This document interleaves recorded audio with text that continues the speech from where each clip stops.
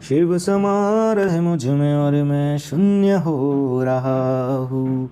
जय बोले दोस्तों, भोलेनाथ सबके साथ। तो गुरु भाई के 440 वोल्ट करंट अफेयर इस यूट्यूब चैनल में आप सभी का स्वागत है दोस्तों। तो दोस्तों आज दिनांक 25 मई 2022 के महत्वपूर्ण करंट अफेयर डिस्कस करेंगे। तो चलिए शुरू करते हैं गुरु भाई के शानदार जबरदस्त जिंदाबाद लाजवाब 25 मई 2022 के महत्वपूर्ण करंट अफेयर्स दोस्तों हाल ही में 24 मई को कॉमनवेल्थ डे के रूप में मनाया जाता है। तो भारतीय राष्ट्रमंडल दिवस के रूप में 24 मई को मनाया जाता है। भारत समेत कई देशों में 24 मई को कॉमनवेल्थ डे के रूप में मनाया जाता है। तो राष्ट्रमंडल दिवस उन सभी देशों द्वारा मनाया जाता है जहां कभी ब्रिटिश साम्राज्य का शासन हुआ करता था। तो कॉमनवेल्थ डे रानी विक्टोरिया की जन्मतिथि पर मनाया जाता है, जिनका जन्म 24 मई 1819 को हुआ था दोस्तों। तो दोस्तों कई देश राष्ट्रमंडल दिवस कॉमनवेल्थ डे मार्च के दूसरे सोमवार को मनाते हैं, लेकिन भारत देश 24 मई को कॉमनवेल्थ डे के रूप में मनाता है दोस्तों। तो दोस्तों हाल ही में 24 मई 2022 को कॉमनवेल्थ डे 2022 के रूप में मनाया जाता है दोस्तों। नेक्स्ट चलते हैं। तो दोस्तों हाल ही में दिल्ली के उपराज्यपाल के रूप में विनय कुमार सक्सेना जी को नियुक्त किया गया। तो दोस्तों अभी दिल्ली के उपराज्यपाल अनिल बैजल जी ने इस्तीफा दे दिया था due to some personal reason. तो दोस्तों इसीलिए अभी दिल्ली के नए उपराज्यपाल के रूप में लेफ्टिनेंट गवर्नर के रूप में विनय कुमार सक्सेना जी को नियुक्त किया गया है। और विनय कुमार सक्सेना जी वर्तमान में खादी व ग्रामोद्योग कमीशन यानी कि खादी विलेज इंडस्ट्रीज़ कमीशन के अध्यक्ष भी है। और दोस्तों हाल ही में दिल्ली के उपराज्यपाल के रूप में विनय कुमार सक्सेना जी को नियुक्त किया गया है दोस्तों। और दोस्तों इसी तरह से विनय कुमार त्रिपाठी जी रेलवे बोर्ड के नए चेयरमैन और सीईओ बन गए थे। और Rajiv Kumar ji 25वें chief election commissioner बन गए थे। और विनय मोहन क्वात्रा जी हमारे भारत के फॉरेन सेक्रेटरी बने थे, जो कि नेपाल में ब्रांड एम्बेसडर थे, भारतीय राजदूत थे दोस्तों। अपने इंडिया के अभियान को भारत के फॉरेन सेक्रेटरी के रूप में चुना गया था, नियुक्त किया गया था दोस्तों। तो दोस्तों हाल ही में दिल्ली के उपराज्यपाल के रूप में विनय कुमार सक्सेना जी को नियुक्त किया गया है दोस्तों। नेक्स्ट पे चलते हैं। तो हाल ही में उत्तर प्रदेश राज्य सरकार ने संभव पोर्टल को लॉन्च किया। उत्तर प्रदेश के ऊर्जा एवं शहरी विकास मंत्री अरविंद शर्मा जी ने उत्तर प्रदेश राज्य सरकार ने संभव पोर्टल को लॉन्च किया। तो दोस्तों इसमें संभव का फुल फॉर्म क्या होता है? Systematic administration mechanism for bringing happiness and value. तो दोस्तों हाल ही में उत्तर प्रदेश के ऊर्जा एवं शहरी विकास मंत्री अरविंद शर्मा जी ने संभव पोर्टल को लॉन्च किया। जिसका उद्देश्य क्या है? तो जनता की समस्याओं का निवारण करना और उनके कंप्लेंट्स पर तुरंत से जल्द एक्शन लेना। तो दोस्तों हाल ही में उत्तर प्रदेश राज्य सरकार ने संभव पोर्टल को लॉन्च किया। इस पोर्टल पर सार्वजनिक कार्यक्रम और योजनाओं से संबंधित चीज़ों की निगरानी भी की जाएंगी। तो दोस्तों हाल ही में उत्तर प्रदेश राज्य सरकार ने संभव पोर्टल को लॉन्च किया। संभव का फुल फॉर्म होता है systematic administration mechanism for bringing happiness and value. दोस्तों नेक्स्ट पे चलते हैं। तो दोस्तों हाल ही में वर्ल्ड इकोनॉमिक फोरम की रिपोर्ट के अनुसार ट्रैवल एंड टूरिज्म विकास क्षेत्र में यानी कि travel and tourism development index में भारत 54वें स्थान पे है। तो दोस्तों टोटल 117 देशों में से भारत 54वें स्थान पे है। और 2019 में भारत 46वें नंबर पे था। और साउथ एशिया में भारत अभी भी पहले स्थान पे बना हुआ है।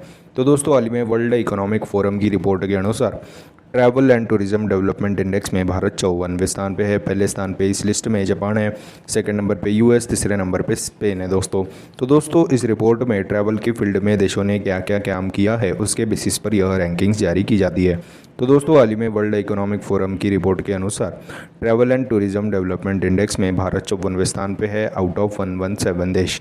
नेक्स्ट पे चलते हैं। तो हाल ही में हेल्थ केयर में ड्रोन लॉन्च करने वाला भारत का पहला राज्य उत्तराखंड बना। तो दोस्तों हाल ही में अमेरिका की एक कंपनी है रेडक्लिफ लाइफटेक ने देश के हेल्थ केयर फील्ड में अपनी पहली कमर्शियल सेवा को शुरू किया है। तो उत्तरकाशी और देहरादून की क्षेत्र में कमर्शियल ड्रोन कॉरिडोर खोला गया है दोस्तों रेडक्लिफ लाइफटेक कंपनी ने। और दोस्तों हाल ही में हमारे हेल्थ मिनिस्टर मनसुख मंडाविया जी ने नॉर्थ ईस्ट के राज्यों में ड्रोन आधारित vaccine delivery model I drone को शुरू किया है। और इस आई ड्रोन को ICMR यानी कि Indian council of medical research ने बनाया था। तो दोस्तों हाल ही में हेल्थ केयर में ड्रोन को लॉन्च करने वाला भारत का पहला राज्य उत्तराखंड बन गया है दोस्तों। नेक्स्ट पे चलते हैं। तो दोस्तों हाल ही में भारतीय रेलवे ने भारत का पहला स्वदेशी हाइपरलूप को डेवलप करने के लिए IIT मद्रास के साथ समझौता किया। तो दोस्तों हाल ही में भारतीय रेलवे ने भारत का पहला इंडिजिनस हाइपरलूप को डेवलप एंड विकसित करने के लिए IIT मद्रास के साथ समझौता किया। हमारे रेलवे मंत्री अश्विनी वैष्णव जी ने यह समझौते पर हस्ताक्षर किए। और दोस्तों हाइपरलूप की स्पीड भी एरोप्लेन की तरह होती है, इससे पोल्यूशन भी नहीं होता और बिजली भी कम लगती है। और इसमें वैक्यूम से आधारित में चलती है दोस्तों। तो दोस्तों हाल ही में भारतीय रेलवे ने भारत का पहला स्वदेशी हाइपरलूप को डेवलप करने के लिए IIT मद्रास के साथ समझौता किया गया था दोस्तों। नेक्स्ट पे चलते हैं। तो दोस्तों हाल ही में कश्मीर यूनिवर्सिटी की पहली महिला वाइस चांसलर के रूप में नीलोफर खान जी को नियुक्त किया गया। तो दोस्तों हाल ही में कश्मीर यूनिवर्सिटी की पहली महिला वाइस चांसलर पहली महिला कुलपति के रूप में नीलोफर खान जी को नियुक्त किया गया। तलब अहमद की जगह लेंगे नीलोफर खान दोस्तों। तो दोस्तों हाल ही में कश्मीर यूनिवर्सिटी की पहली महिला वाइस चांसलर के रूप में नीलोफर खान जी को नियुक्त किया गया। और दोस्तों हाल ही में दिल्ली स्पोर्ट्स यूनिवर्सिटी की पहली महिला वाइस चांसलर कर्नम मल्लेश्वरी जी बन गई थी। जवाहरलाल नेहरू यूनिवर्सिटी JNU की पहली महिला वाइस चांसलर शांति श्री धुलीपुड़ी पंडित जी बन गई थी। और माधवीपुरी बुच सेबी की पहली महिला अध्यक्ष भी चुनी गई थी दोस्तों। तो दोस्तों हाल ही में कश्मीर यूनिवर्सिटी की पहली महिला वाइस चांसलर के रूप में नीलोफर खान जी को नियुक्त किया गया था दोस्तों। नेक्स्ट पे चलते हैं। तो दोस्तों हाल ही में 12वीं नेशनल सब जूनियर वुमेन्स हॉकी चैंपियनशिप 2022 का खिताब हरियाणा राज्य ने जीता। तो इम्फाल मणिपुर में आयोजित 12वीं नेशनल सब जूनियर वुमेन्स हॉकी चैंपियनशिप 2022 का खिताब हरियाणा ने जीता। तो फाइनल्स में झारखंड को हराकर 12वीं नेशनल सब जूनियर वुमेन्स हॉकी चैंपियनशिप 2022 का खिताब हरियाणा ने जीता।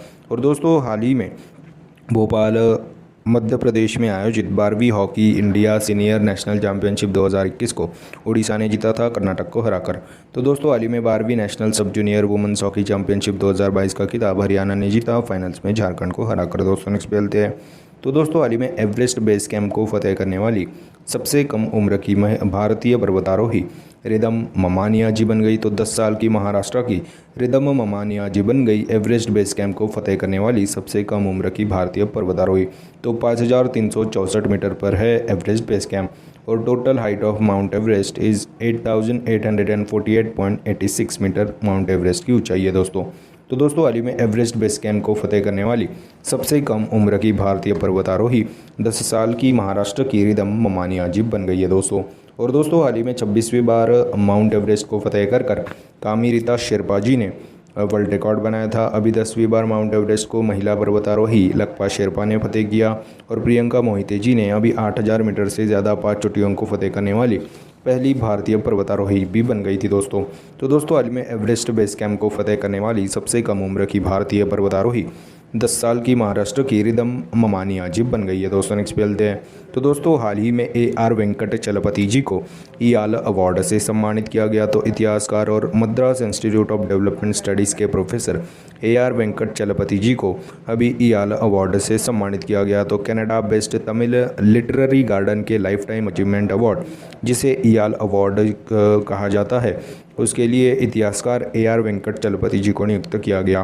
तो दोस्तों तमिल साहित्य के विकास और अध्ययन में बहुत महत्वपूर्ण योगदान देने वाले व्यक्तियों को यह ईआल अवार्ड दिया जाता है दोस्तों।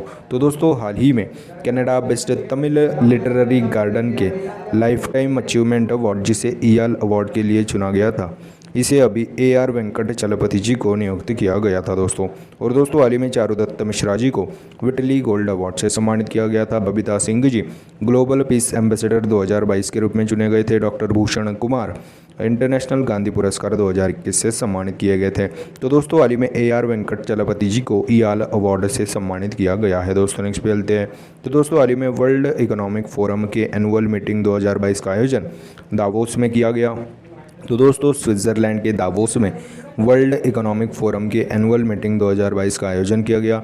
तो दोस्तों हमारे वाणिज्य मंत्री कॉमर्स मंत्री पीयूष गोयल जी करेंगे भारत का प्रतिनिधित्व। तो 75वीं वर्ल्ड इकोनॉमिक फोरम के एनुअल मीटिंग 2022 का आयोजन स्विट्ज़रलैंड के दावोस में किया गया जिसकी 2022 की थीम क्या है दोस्तों, वर्किंग टुगेदर रिस्टोरिंग ट्रस्ट दोस्तों। तो दोस्तों हाल ही में 75वीं वर्ल्ड इकोनॉमिक फोरम के एनुअल मीटिंग 2022 का आयोजन स्विट्ज़रलैंड के दावोस में किया गया है दोस्तों। नेक्स्ट चलते हैं। तो दोस्तों हाल ही में मई 2022 में क्वाड शिखर सम्मेलन का आयोजन जापान की शहर राजधानी टोक्यो में किया गया। तो क्वाड में भारत, जापान, US और ऑस्ट्रेलिया देश शामिल है और 2021 में पहला क्वाड समिट US में हुआ था जो बाइडेन की अध्यक्षता की खातिर। और दोस्तों 2022 में चौथा क्वाड शिखर सम्मेलन का आयोजन जापान की राजधानी टोक्यो में किया गया।